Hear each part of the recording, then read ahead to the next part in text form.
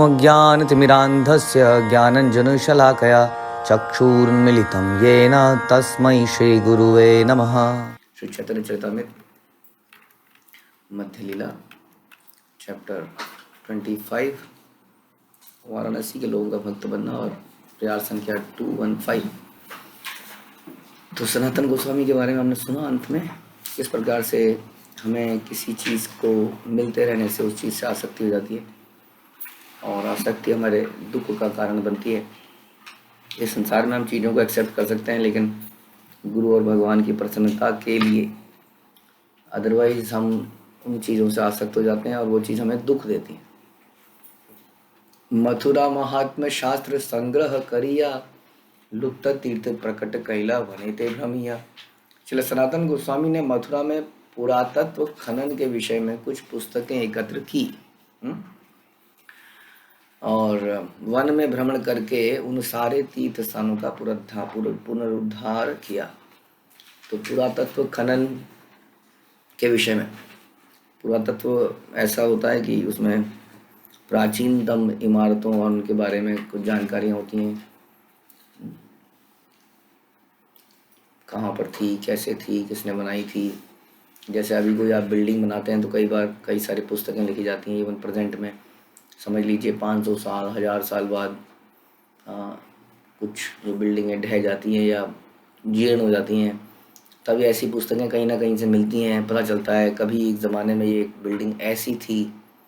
जैसे हम सुनते हैं पुराना किला है, लाल किले होते हैं, पुराने किले, ऐसी कई जगह होते हैं। तो उनके बारे में इतिहास में जाते हैं तो पता चलता है हाँ इस राजा ने बनवाया था, इतना बड़ा बनाया था, इस जगह पे बनाया था। कई बार हजारों साल बीतने के बाद उस जगह के बहुत कम अवशेष पड़े होते हैं और लोग उनको पहचान नहीं पाते कि ये क्या था। ऐसी पुस्तकें पढ़ के थोड़ा आइडिया लगता है शास्त्रों से, अच्छा हाँ ऐसा था, कुछ संकेत मिलते हैं। जब वो सारे संकेत इसको प्रूव कर देते हैं कि हाँ ये वही जगह है, तो उस जगह को फिर हमारे प्रेजेंट वर्ल्ड में उसको हम उसका जीर्णोद्धार करते हैं। क्योंकि ये पुरानी धरोहर बड़ी इंपॉर्टेंट है, क्योंकि हमारी हमें पुरानी संस्कृति की याद दिलाती है, हमें प्रेरणा देती है। जैसे कि आज के डेट में भी आप वृंदावन में गोविंद देव जी के मंदिर में जाएं, राधा मदन मोहन के मंदिर में जाएं, जो अब काफ़ी हद तक टूटे हुए हैं, लेकिन उनको देख के लगता है कि जब ये बनाए गए होंगे तो कितने भव्य मंदिर बनाए होंगे। उस ज़माने में ऐसे भव्य मंदिरों की कोई कमी नहीं दिखती है। आज की डेट के मंदिर हम देखते हैं कि गलियों में कोनों में छोटे छोटे मंदिर बने हैं, उस पर कुछ कर लिया है, बिल्डिंग में कोई आर्किटेक्चरल ब्यूटी नहीं है, अंदर जाइए और कुछ विग्रह रखे हैं बस। अब तो उस ज़माने में आप मंदिर में जाओ, मंदिर में जाने से पहले मंदिर की बिल्डिंग देखकर ही मनुष्य अट्रैक्ट हो जाता था, उसको लगता था अंदर कोई विशेष पर्सनैलिटी है जिसका एक घर बनाया गया है। तो श्रीरंगम का मंदिर देखिए, मतलब ऐसे ऐसे मंदिर हैं भारतवर्ष में, ऐसा लगता है कि लोग मंदिर बनाने में ज़्यादा फोकस थे। घर इतने बड़े नहीं होते थे जितने बड़े मंदिर होते थे, और ये विशेषता थी हर शहर में कोई बड़ा मंदिर होना, उसका बड़ा गुंबद होना, इस प्रकार के आम बातें थी। जब इन मंदिरों का हम पुनः जीर्णोद्धार करते हैं तो हमें अपनी पुरानी संस्कृति याद आती है और हमें लगता है कि हम किस तरफ बढ़ रहे हैं आगे। हम तो ऐसा कोई भी निर्माण नहीं कर रहे हैं, बल्कि यदि कोई ऐसा निर्माण कर रहा है तो उसकी निंदा और कर रहे हैं। इतने बड़े मंदिर बनाने की क्या आवश्यकता है, इतना पैसा लगाने की क्या आवश्यकता है। यही कारण है कि उस ज़माने के लोगों का कैरेक्टर और आज के लोगों का कैरेक्टर आप कंपेयर कर सकते हैं। इतनी मॉडर्न फैसिलिटी अवेलेबल ना होने के बावजूद भी वो लोग बड़े संतुष्ट थे, क्योंकि उनका एकमात्र लक्ष्य यही होता था, भगवान की प्रसन्नता। इसलिए इतने बड़े बड़े मंदिर बनते थे, इतने सुंदर मंदिर बनते थे। तो इन लीलास्थलियों का जीर्णोद्धार करने से वो संस्कृति वापस आती है, हमें उन लीलाओं का स्मरण होता है जो उन जगहों में हुई होती हैं। तो इसलिए बड़ा इम्पोर्टेंट है ये इन धरोहरों को दोबारा से, ख़ास तौर पे ऐसी धरोहर जो हम आजकल ऐसी बहुत सारी धरोहर को मेंटेन कर रहे हैं जिसमें कोई हमारा आध्यात्मिक उन्नति नहीं है, लेकिन कुछ आर्किटेक्चरल है उसमें ब्यूटी, तो उसको मेंटेन कर रहे हैं। लेकिन व्हाट अबाउट आवर टेम्पल्स, जिसके लिए हमें कितना फोकस होना चाहिए। तो सनातन गोस्वामी, रूप गोस्वामी इत्यादि ने ये सब किया। अभी सनातन गोस्वामी की बात चल रही है, तो सनातन गोस्वामी मथुरा में पहुँचे हैं तो उन्होंने बड़ा रिसर्च करी, यानी कि इतनी आसानी से मिला नहीं है। आज की डेट में हम जाते हैं गूगल मैप्स में या बस में या रिक्शा में, बोलते हैं हमें राधा कुंड जाना है, श्याम कुंड जाना है, हमें वृंदावन में मदन मोहन टेम्पल जाना है इत्यादि। तो ये बड़ा आसान हो गया हमारे लिए। लेकिन सोचिए कि हमें ऐसी जगह जाना हो जहाँ पता ही नहीं है कि वो है कहाँ, उसको खोजना है। हाँ, तो इसलिए उन्होंने पूरा समय, कितना समय लगाया हुआ है इन लोगों ने। तो किताबों को पढ़ा, संकेत देखे, उन जगहों में गए। जब उन जगहों में गए तो थोड़ा बहुत देखा, हाँ ऐसे पत्थर तो पड़े हुए दिख रहे हैं। कई जगह खुदाई करी तो वहाँ से कुछ कुछ निकला। और इस प्रकार से उन तीर्थ स्थानों का पुनरुद्धार किया। यही मत सनातन वृंदावने ते रहीला, रूप गोसाई दुई भाई काशी ते आईला। सनातन गोस्वामी वृंदावन में बने रहे और रूप गोस्वामी तथा अनुपम वाराणसी लौट आए। महाराष्ट्रीय द्विज शेखर मिश्र तपन, तीन जन सह रूप करीला मिलन। जब रूप गोस्वामी बनारस में आए तो महाराष्ट्रीय ब्राह्मण चंद्रशेखर और तपन मिश्र से मिले। शेखरेर घरे वास मिश्र घरे भिक्षा, मिश्र मुखे सुने सनातने प्रभुर शिक्षा। वाराणसी में रूप गोस्वामी चंद्रशेखर के घर में रहे और तपन मिश्र के घर में प्रसाद ग्रहण किया। इस तरह उन्होंने वाराणसी में श्री चैतन्य महाप्रभु द्वारा सनातन गोस्वामी को दी गई शिक्षाओं को सुना। तो अभी इन लोगों ने अभी यहाँ पर चैतन्य महाप्रभु नहीं है, तो उनकी एब्सेंस में जो जो कुछ हुआ यहाँ पर डिस्कशन हुआ। जो जो शिक्षाएं उन्होंने सनातन गोस्वामी को दी, बहुत लंबे समय तक, आप जानते हैं 2 महीने तक हमने इतने दिनों से पढ़ा, उन सारी शिक्षाओं को सुना। तो ऐसा नहीं है कि मेरे को क्या शिक्षा दी गई वही बड़ी इंपॉर्टेंट है। संतों के मुंह से, अब यहाँ तो स्वयं भगवान है, इनके मुंह से जो निकले वो इम्पोर्टेंट है, किसी को भी बताया गया हो। इसलिए किसी और का प्रश्न उत्तर भी हमारे लिए कई बार इंपॉर्टेंट हो सकता है, किसी और को दिया गया प्रवचन भी हमारे लिए इंपॉर्टेंट हो सकता है, क्योंकि उनके मुख से भगवान के विषय में बातें निकलती हैं। काशी ते प्रभुर चरित्र सुनी तीनेर मुखे, सन्यासी रे कृपा सुनी पाइला बड़ा सुखे। वाराणसी में रहते हुए रूप गोस्वामी ने चैतन्य महाप्रभु के समस्त कार्यकलापों के विषय में सुना। जब उन्होंने मायावादी सन्यासियों का उनके द्वारा किए गए उद्धार के विषय में सुना तो बड़े सुखी हुए। भक्त लोग बड़े सुखी होते हैं जब भगवान जहाँ जहाँ स्थापित होते हैं, जहाँ पे वैष्णवों की ग्लोरी स्थापित होती है। तो यहाँ पर एक बहुत बड़ा ऐतिहासिक समय था ये कि वाराणसी में इतने बड़े संख्या में लोग कन्वर्ट हुए हों, भक्त बने हों, मायावादी फिलॉसफी को त्यागा हो। और ये बहुत बड़ी कृपा है वास्तव में हमारी संप्रदाय के ऊपर। इस तरह के इतिहास हमारे पास है, उस इतिहास से हम जीवित रहते हैं, हमें बल मिलता है। कि ऐसा नहीं है कि हम लोग फिलोसफिकल सेंटिमेंटल लोग हैं। समय आने पर हमारी फिलॉसफी के लोहे से बड़े बड़े ऐसे मायावादी लोग भी कन्वर्ट हुए। महाप्रभुर ऊपर लोकेर प्रणति देखिया, सुखी हैला लोक मुखे कीर्तन सुनिया।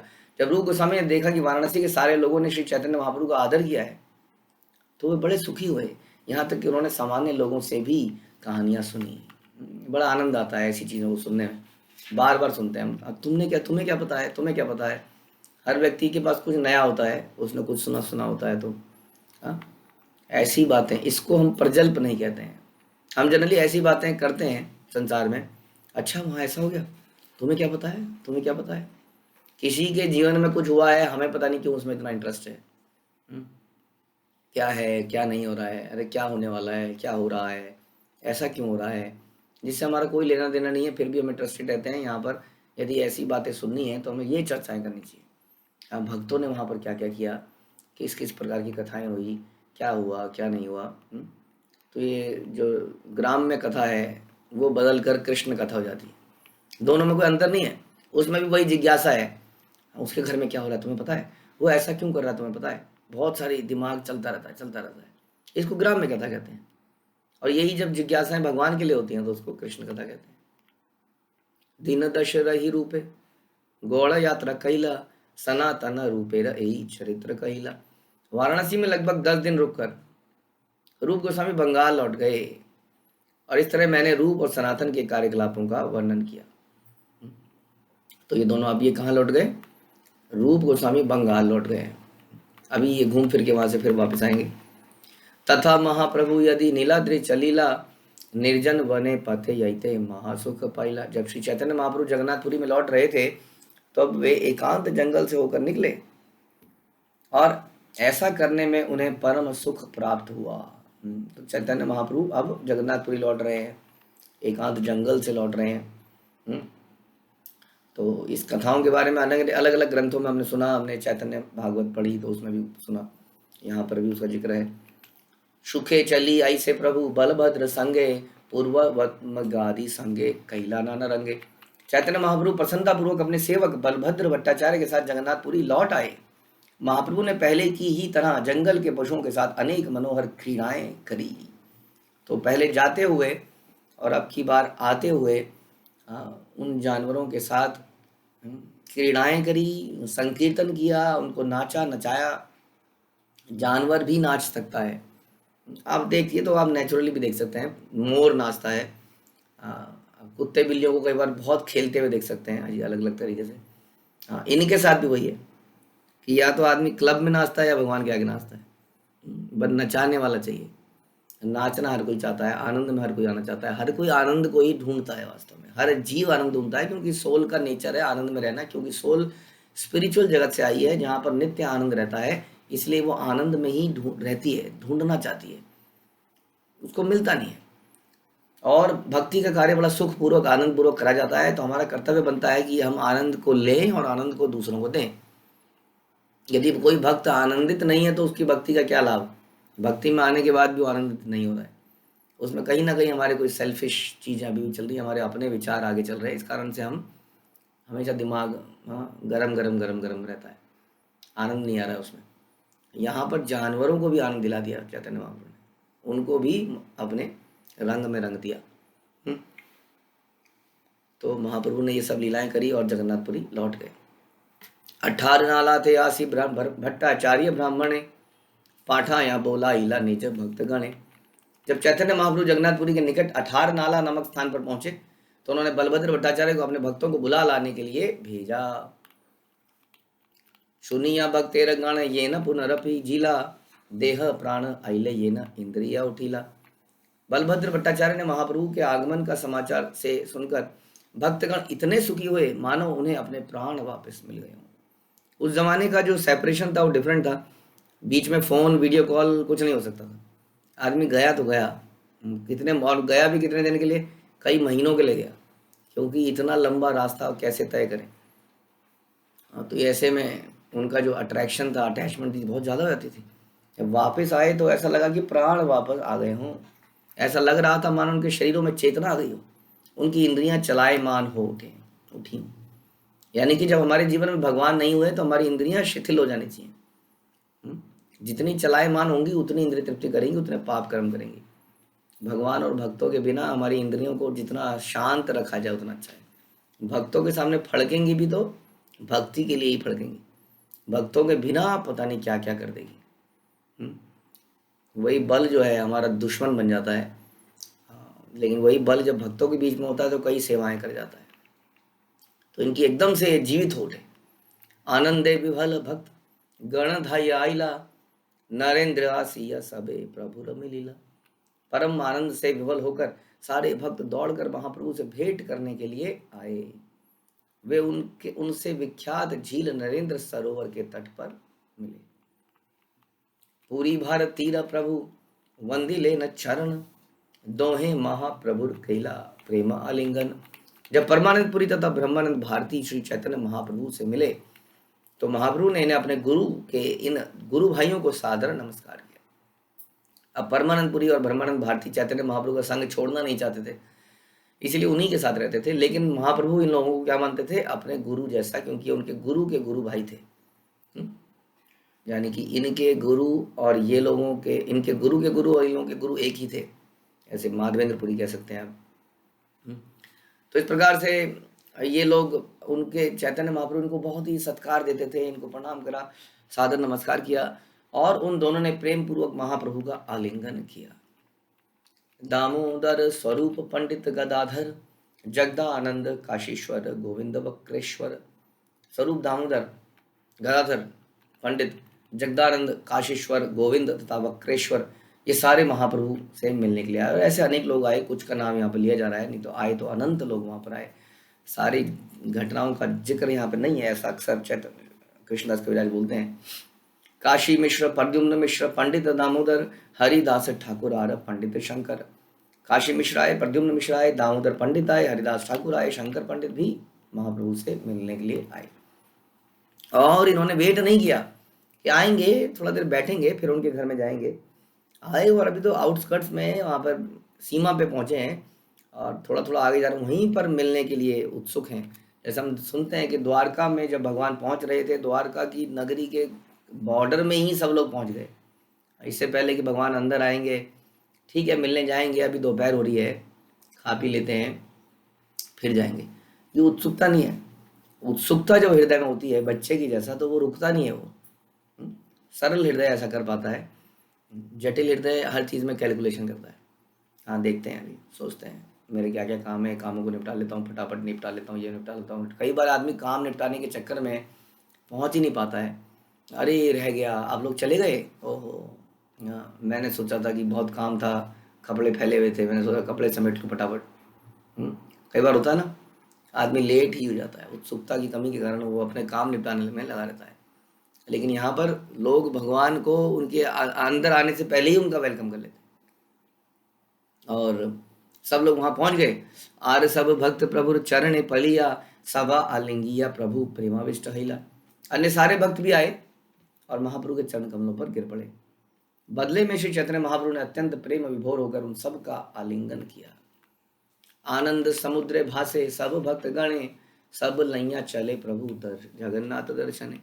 इस तरह वे सब आनंद सागर में मग्न हो गए और उसके बाद महाप्रभु तथा उसके सारे भक्त अर्च विग्रह दर्शन के लिए जगन्नाथ मंदिर की ओर बढ़े। तो भगवान ये दिखाते हैं कि हमारे जीवन में सबसे महत्वपूर्ण क्या है, स्वयं भगवान अपने आचरण से दिखाते हैं। चैतन्य महाप्रभु ने क्या दिखाया, सीधा जगन्नाथ मंदिर में चलते हैं। आप सब हम लोग भक्त लोग मिल लिए, आपस में आनंद आ गया, कीर्तन हो गया, आप चलो सब एक साथ जगन्नाथ जी के दर्शन करते हैं, जो कि हमारे जीवन के केंद्र हैं।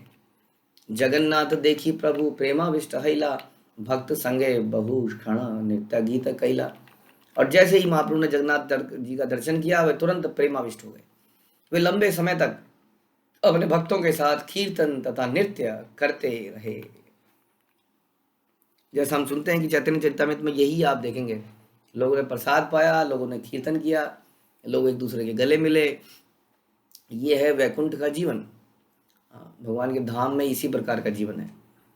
वहाँ पर जीवन में इतना संघर्ष नहीं है जितना हम कर रहे हैं, जो कि हम एक्चुअली में क्यों संघर्ष कर रहे हैं आपको मालूम? हम संघर्ष कर रहे हैं अपने आप को साबित करने के लिए। इसीलिए इतना संघर्ष है। दास के जीवन में इतना संघर्ष नहीं रहता क्योंकि वो किसी को साबित ही नहीं करना चाहता, कुछ तो सर्विस करना चाहता है।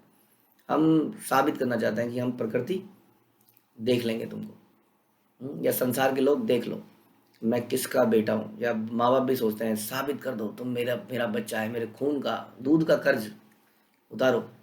हाँ, वो कहता तू दूध का कर्ज उतार, मेरा मेरा फाइनेंशियल कर्जा उतार। माँ कहती है दूध का कर्जा उतार, पिता कहता है मेरा फाइनेंशियल कर्जा उतार। हाँ, समाज कहता है आज के नौजवान दिखा दो भारत भी कुछ है। बहुत सारी तरह से डिमांड आती है, हम चार्ज हो जाते हैं। तो चार्ज होने के बाद क्या होता है, फिर हम इसी तरह के काम करते हैं, भौतिक काम करते हैं, संघर्ष करते हैं। जीवन एक संघर्ष। And people very are delighted in saying मैंने बहुत संघर्ष किया है, मैंने बहुत स्ट्रगल किया है लाइफ में। जैसे कि गधा बहुत संघर्ष करता है जीवन में घास खाने के लिए। अब कोई गधा अगर किसी को बोले मैंने बहुत संघर्ष किया है, तो एक झापट मारे, गधा है तो संघर्ष तो करेगा ही, और क्या सोच रहा है तू, बैठे बैठे मिलेगा तेरे को। हम जीवन में बहुत संघर्ष करते हैं साबित करने के लिए अपने आप को। कहीं ना कहीं हम साबित ही कर रहे हैं किसी ना किसी को, इसीलिए इतनी इतनी मेहनत कर रहे हैं हम लोग। और यही मेहनत हमें कृष्ण के लिए करनी चाहिए। वास्तव में कोई संघर्ष नहीं है, कृष्ण के लिए वही संघर्ष प्रेम का लक्षण बन जाता है। जिससे हम प्रेम करते हैं उसकी सेवा करने के लिए हमें मेहनत करनी पड़ती है बहुत। अब यही है कि हम माया की सेवा करें या कृष्ण की सेवा करें, तो जीवन बड़ा सरल हो सकता है। ऐसा कहते हैं कि from need to greed, from need ज़रूरतें, टू ग्रीड लालच, एक है ज़रूरत, एक है लालच, इसके बीच में क्या आता है? You have to bleed, from need to greed you have to bleed. बहुत खून बहाना पड़ता है आदमी को अपनी ग्रीड को पूरा करने के लिए। नीड तो पूरी हो जाती है हमारी, लेकिन ग्रीड को पूरा करने के लिए बहुत खून बहाना पड़ता है। इसी चक्कर में लोगों को बोलो माला जपेंगे, समय कहाँ है। भक्ति विनोद ठाकुर कहते थे कि दिन को 3 भागों में डिवाइड करना चाहिए। 3 3 8, 24/3 कितना होता है? 8, 8 या 24। 8 घंटे शरीर के लिए, 8 घंटे भगवान के लिए, 8 घंटे मतलब भगवान के अपने उद्धार के लिए, और 8 घंटे दूसरों के लिए। तो 8 घंटे, हम 6 घंटे तो हम सोते ही हैं, और 2 घंटे बाकी खाना पीना, टॉयलेट इत्यादि, और 8 घंटे हमारी साधना, जिसमें कि 2 घंटे आपका माना जप हो गया, आधा पौना घंटा आपका आरती हो गई, फिर अगर यदि आपने इवनिंग आरती भी करी तो 3 घंटे तो ऐसे ही बीत गए। फिर हमने सुना या हमने पढ़ा तो वो हमारे 1-2 घंटे ही हो पाता है। तो हम लोग तो शायद 4-5 घंटे कर पाते हैं। हाँ, लेकिन भक्ति विनोद ठाकुर कहते थे 8 घंटे अपने लिए, और फिर 8 घंटे सेवाएं, प्रचार। बस जीवन में ऐसा, इस प्रकार से जीवन होना चाहिए। ब्लीड, अननेसेसरीली ब्लीड करने की आवश्यकता नहीं है वास्तव में, ऐसा हमारे संत लोग बोलते हैं। तो जीवन को इतना सरल बनाया जा सकता है, लेकिन हम न जाने क्या प्रूव करने में लगे हैं। जगन्नाथ सेवकानी माला प्रसाद दिला, तुलसी पड़ी छासी चरण वंदिला। पुरोहित गण तुरंत ही उन सबके लिए फूल मालाएं तथा प्रसाद ले आए, और मंदिर का तुलसी नामक चौकीदार भी आ गया, और उसने चैतन्य महाप्रभु को नमस्कार किया। महाप्रभु आइला ग्रामे कोलाहल महिला, सार्वभौम रामानंद वाणीनाथ मिलिला। जब ये समाचार प्रसारित हो गया कि चैतन्य महाप्रभु जगन्नाथपुरी में आ गए हैं, तो सार्वभौम भट्टाचार्य, रामानंद राय, वाणीनाथ सारे के सारे दौड़ते हुए उनसे मिलने आए। एक एक का नाम लिखा है, यहाँ तक कि चौकीदार का नाम भी लिखा है कि चौकीदार तुलसी मिलने के लिए आया। तो एक ग्रंथों की प्रामाणिकता पता चलती है, किसी सरफिरे आदमी की सनक से ग्रंथ नहीं लिखे जाते हैं। ये जो नॉवल लिखे जाते हैं, और नॉवलों को पढ़ने के लिए हम इतने पागल रहते हैं, कोई सरफिरा आदमी अपनी ग्रीड को अपने पेन के थ्रू लिखता रहता है। उसको भगवान ने कुछ लिखने का कौशल दिया था, और उसने उस लेखनी से गंदगी फैला दी चारों तरफ। ऐसे व्यक्ति को तो और ज़्यादा सजा मिलनी चाहिए कि जो भगवान की दी गई संपत्ति को, गुण को, उस खिल को उसने मिस यूटिलाइज किया। तो ये ग्रंथ हैं, और एक जो हम पढ़ते हैं संसार में वो ग्रंथ है, वो लिटरेचर है। सभा संगे लैया प्रभु मिश्र व सहाइल आइला, सार्वभौमा पंडित गोसाई निमंत्रण कैला। जब महाप्रभु तथा उनके भक्त काशी मिश्र के निवास स्थान पर गए, तो सार्वभौम भट्टाचार्य तथा पंडित गोसाई ने भी महाप्रभु को अपने घरों में भोजन करने के लिए आमंत्रित किया। तो सार्वभौम भट्टाचार्य, पंडित गोसाई ने भी अपने घरों में भोजन के लिए आमंत्रित किया। प्रभु कहे महाप्रसाद आन यही स्थान, स्थाने सभा संगे यहाँ आजी करीमु भोजन। उनका आमंत्रण स्वीकार करके महाप्रभु ने उनसे कहा कि वे सारा प्रसाद वहीं ले आए, जिससे कि वे अपने भक्तों के साथ भोजन कर पाए। बहुत सारे भक्त लोग आए, उनका मन है बातचीत करने का, बड़े दिनों बाद आए, तो अभी सबके साथ जरा यहीं पे ले आइए, आपको जो लाना है। तबे दुए जगन्नाथ प्रसाद आनिला, सभा संगे महाप्रभु भोजन करिला। तो चैतन्य महाप्रभु आदेश पाकर सार्वभौम भट्टाचार्य तथा पंडित गोसाई दोनों जगन्नाथ मंदिर से पर्याप्त प्रसाद ले आए। अब ये लोग समृद्ध थे, इनके पास लक्ष्मी थी, इन्होंने क्या किया, सभी के लिए प्रसाद ले लिया। प्रसाद की तो कोई कमी नहीं है जगन्नाथपुरी में, आनंद बाजार में महाप्रभु जगन्नाथ जी का 56 भोग लगता ही रहता है, अनंत प्रसाद है। तो सारा का सारा प्रसाद वहाँ से ले आए, और महाप्रभु ने अपने सब भक्तों के साथ वहाँ पर भोजन किया। यही तक कहिलु प्रभु देखी वृंदावन, पुनः करी लेना यही छे नीलाद्रि का मन। और इस तरह मैंने वर्णन किया कि चैतन्य महाप्रभु किस तरह वृंदावन से जगन्नाथपुरी लौट आए। इहा यही श्रद्धा करी करे श्रवण, अच्छी रात पाय से ही चैतन्य चरण। जो भी श्रद्धा और प्रेम के साथ चैतन्य महाप्रभु की लीलाओं को सुनता है, वह शीघ्र ही उनके चरण कमलों को की शरण प्राप्त करता है। सुनने से शरणागति प्राप्त होती है वास्तव में, सुन के और फिर उसके बाद करने से। जब हम पढ़ते हैं तो पढ़ने से हमारी बुद्धि बढ़ती है, लेकिन वो बुद्धि बुकिश रहती है। बुकिश समझते हैं, किताबी। जब हम निकलते हैं बाहर समाज में, सेवाएं करते हैं, तो हमारी बुद्धि, हमारी जो हमने जो सीखा है उसको अप्लाई करने का मौका मिलता है। अचानक से कोई बोलता है, कैसे कह सकते हो कि कृष्ण ही भगवान है? हाँ, फिर कई बार हम फेल होते हैं, सोचते हैं हाँ ये कैसे कह सकते हैं।